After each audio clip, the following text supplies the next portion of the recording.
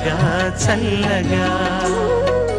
శ్రీలలిత తను పాడబోయే రాగం హిందోళం.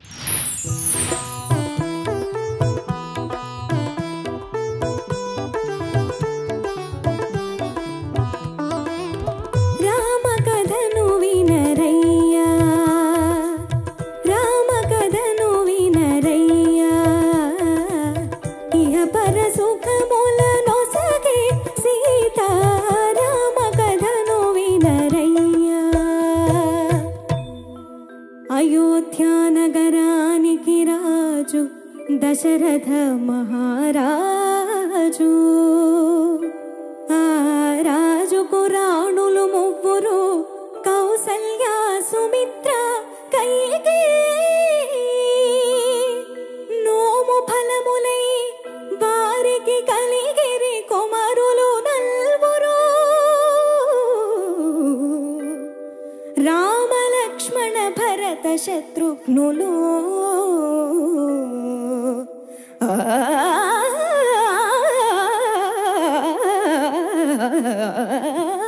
రామ కథను వినరయ్యా ఇహ పర సుఖములను సగే సీతా.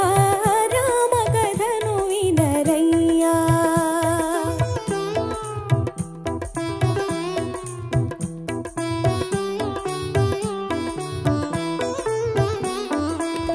గడియగేని రఘురాముని విడచి గడుపలేని ఆ భోజాని.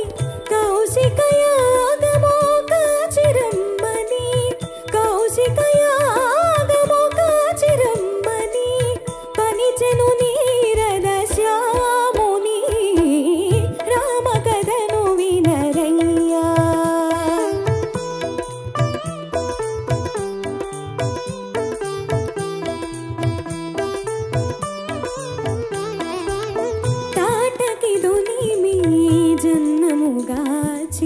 తపసుల దీవన తలదాల్చి జనకుని ఆగమో చూచుని పంబున.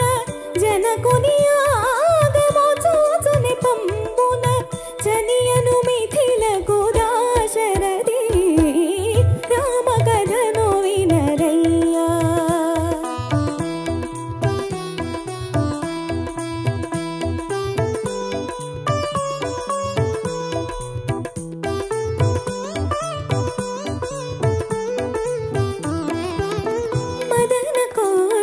సుకుమారుని కనుగొని మిథిలకు మిథిలయే మురిసినది.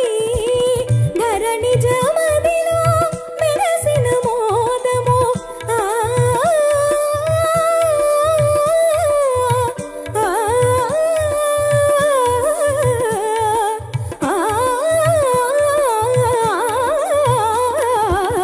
ధరణి జమదిలో మెరసిన మోదము.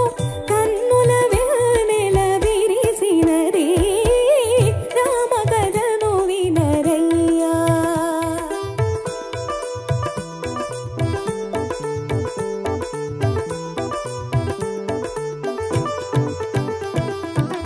హరుని విల్లు రఘునాథుడు జేకొని ఎక్కిడ పెళ పెళ విరిగినది.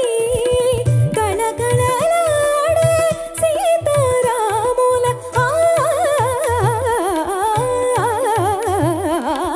కళకళలాడే సీతారాముల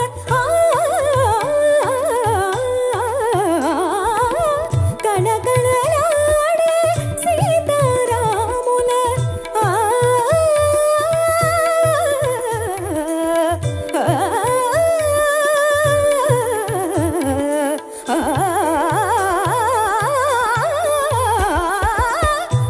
కళకళలాడే సీతారాముల కన్నులు కరములు కలిసినవి. రామ కథను వినరయ్యా. ఇహ పర సుఖములను సగే సీతా. రామ కథను వినరయ్యా.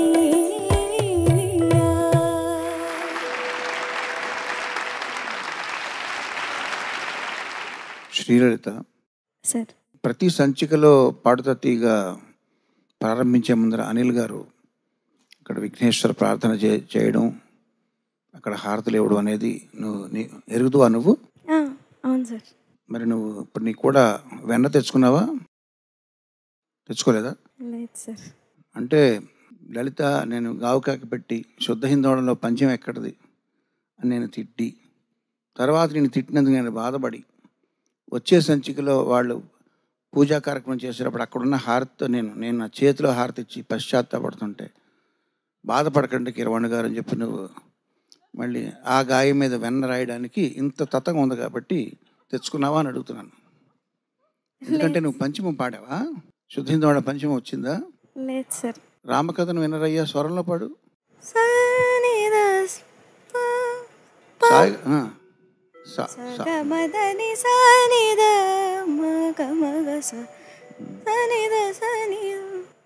వచ్చింది సార్.